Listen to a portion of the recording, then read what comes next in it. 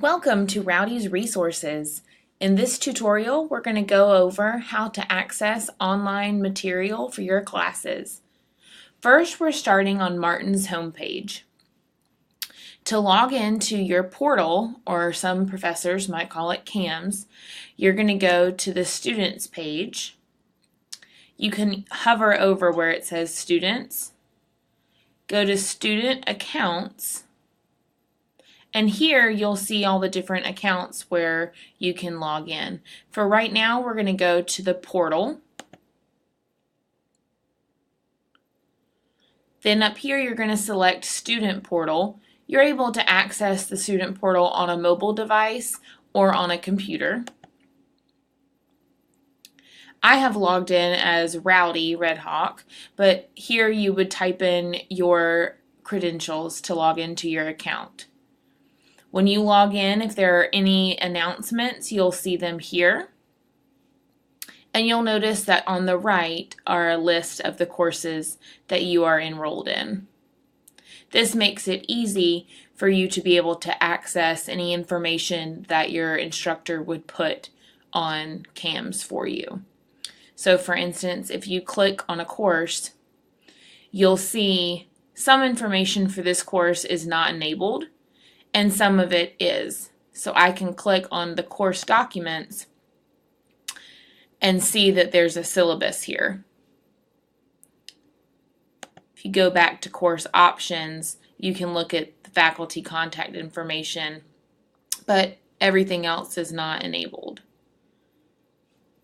If we go back to my courses, it's a different view, but you'll still be able to see the different courses enrolled.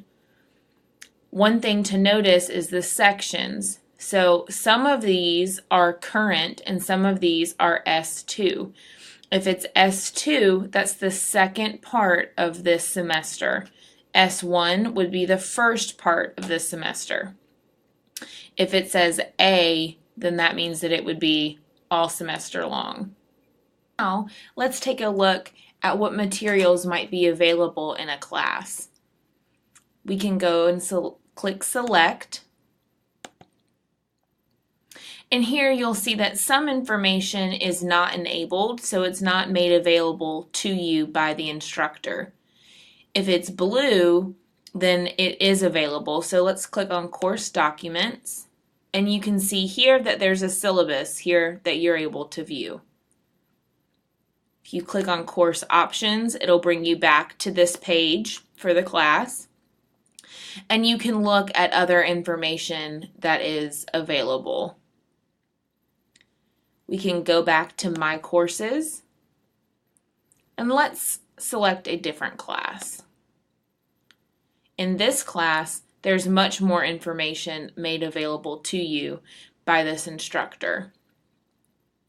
So if we look at the course documents here, you can see it's organized by document type. There's a lot of lectures that are listed. There's a couple quizzes, the syllabus, and a few tests. Here there's a description given to you by the instructor.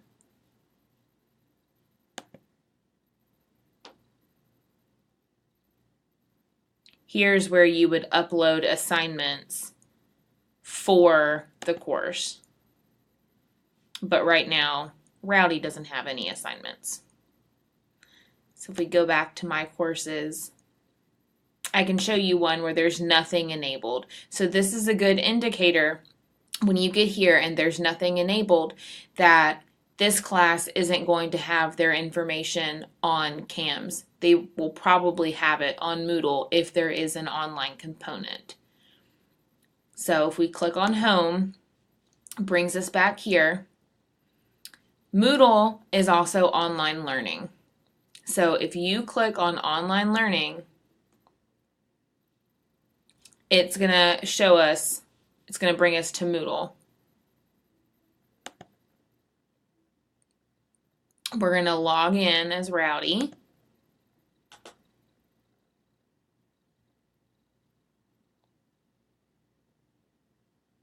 And here you'll see there are 2 courses that he's enrolled in that have Moodle. So if we click on a class, this is the information that's made available to Rowdy at the time.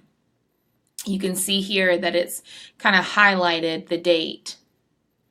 Usually there will be some objectives posted somewhere. It's pretty common for there to be a discussion board. This is what an assignment would look like. So if we click on this, I can see the directions. And here, this professor has a rubric, so I can go ahead and see how I'd be graded.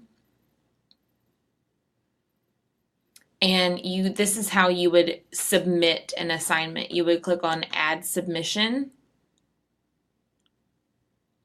and then you would add a file from your computer.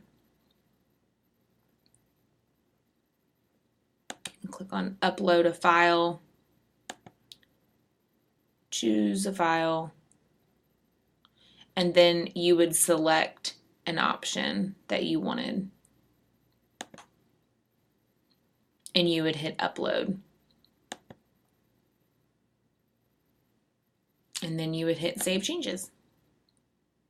And that's how, and it would let you know nothing was submitted right now, but it would tell you if it was submitted. By clicking on that, it took me just back to the class homepage. This is just a resource, so it's just a Word document from the professor. And this is what a quiz would look like. So if you click on this, here are some directions. It tells you how many attempts are allowed, when the quiz is opened, when it's going to close, and that there's a time limit. So if I click Attempt Quiz Now, Rowdy would immediately start attempting the quiz. If I want to go back to my home page on Moodle, which is, remember, is also called Online Learning, I would click on the dashboard. This brings us back to kind of our course page. So now I can go to my other class.